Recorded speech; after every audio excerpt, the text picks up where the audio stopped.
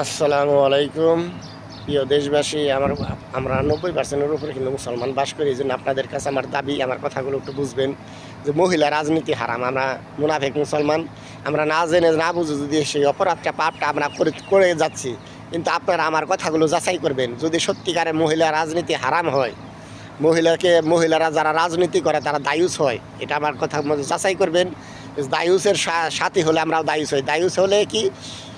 দায়ুস হলে তাদের বিনা হিসাবে জাহান্নামী। তাহলে আমরা কেন মহিলাকে ভোট দিয়ে জাহান্নামে যাবো? আমার কথাটা যদি সত্যিকারে আমরা কোরআন এবং সুন্নাহর আলোকে খুঁজে পান, যদি আমার কথাটা যদি মিলে যায়, তাহলে আপনারা 18 কোটি জনগণ প্রত্যেকটা মসজিদে বলে দিবেন যে যারা মহিলা রাজনীতি করবে, মহিলাকে ভোট দিবে, তারা আমাদের কবরস্থানে তাদের জায়গা হবে না। মৃত্যু করলে আমরা তাদের জানাজা করবো না, কারণ তারা দায়ুস।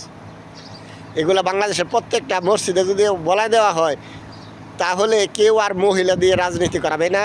আমরা যদি চাঁদাবাজ, ঘুষখোর, সরকারি টাকা চুরি যারা করে, তাদের যদি আমরা বয়কট করি, দেখবেন তাদের দলে অটোমেটিকলি সৎ মানুষ তারা যোগ দেবে।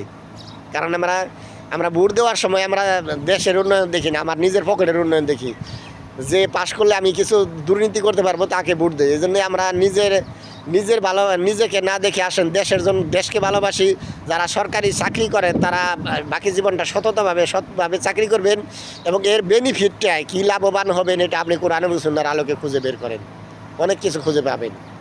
এই জন্যে দেশের উন্নয়নের জন্য প্রত্যেকটা নাগরিক, আপনি যে ধর্মেরই হোক, যে দলেরই হন, সকলেই মিলেমিশে সৎভাবে কাজ করতে হবে এবং সৎ মানুষ বানাতে হবে। শিক্ষা প্রতিষ্ঠানে আমরা যেমন আমাদের সন্তানকে ডাক্তার, ইঞ্জিনিয়ার বানাতে চান, কিন্তু সেই সাথে আমরা সৎ মানুষ বানাতে চাই না। এখন আপনার যে সন্তান উচ্চশিক্ষায় শিক্ষিত, মদ গাঞ্জা খায়, জুয়া খেলে, হারাম পয়সা উপার্জন করে, তার লাভ কী? এই জন্যে আমাদের উচ্চশিক্ষায় শিক্ষিত বানাতে হবে, ডাক্তার, ইঞ্জিনিয়ার বানাতে হবে। তার চেয়ে বেশি জরুরি সৎ মানুষ বানানো, আদর্শ মানুষ বানানো। আমরা সফল মানুষ হবে যখন শুধু আমরা ডিগ্রি অর্জন করলে সফল মানুষ না, আমরা সফল হওয়ার জন্য যে জিনিসটা হলো সৎ মানুষ। কিন্তু আমাদের দেশে সৎ মানুষ বানানোর জন্য শিক্ষা ব্যবস্থা নাই, শাসন ব্যবস্থা নাই।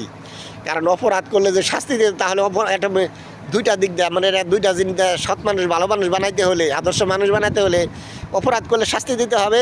আর অপরাধ সম্বন্ধে, যে অপরাধগুলো বাংলার জমিনে হচ্ছে, সে বিষয়ে ইসলাম কি বলেছে সেগুলো তুলে ধরতে হবে। সকল ধর্মের এখন গজব হচ্ছে বাংলার জমিনে। এই জন্যই আমরা মহিলা দিয়ে রাজনীতি করি। এই জন্য আল্লাহর 3টা গজব আমাদের উপর পড়ছে, ভয়াবহ গজব, বিভিন্ন ধরনের গজব হচ্ছে। কিন্তু আপনি যতই চেষ্টা করেন মহিলা দিয়ে রাজনীতি করালে, আপনি যতই চেষ্টা করেন, দেশের উন্নয়ন হবে না। এই জন্যে দেশের উন্নয়নের জন্য আগে দরকার রাজনীতিতে মহিলা। কিন্তু আমরা মহিলাকে আসলে ভালোবাসা সম্বন্ধে আমি কিছু ভিডিও করব। আসলে আমরা ভালোবাসা, যে মহিলাদের সাথে আমরা যে না করি, এটার নাম দিছি ভালোবাসা। সত্যিকার আপনার মা বোনকে ভালোবাসেন, আসেন, আমি প্রত্যেকটা থানায় 2টা করে মহিলা হসপিটাল বানাই। সেখানে ডাক্তার, নার্স থাকবে মহিলা, সেখানে ডেলিভারি হবে মহিলার হাতে। করবেন আপনারা, অর্থের ইনকামের একটা অংশ দেবেন। আপনি শেখ হাসিনা, খালেদা জিয়ার ভালোবাসেন, আসেন শেখ হাসিনা এবং খালেদা জিয়ার নামে প্রত্যেকটা থানায় 2টা করে মহিলা হসপিটাল বানাই। আছেন কি এমন মানুষ?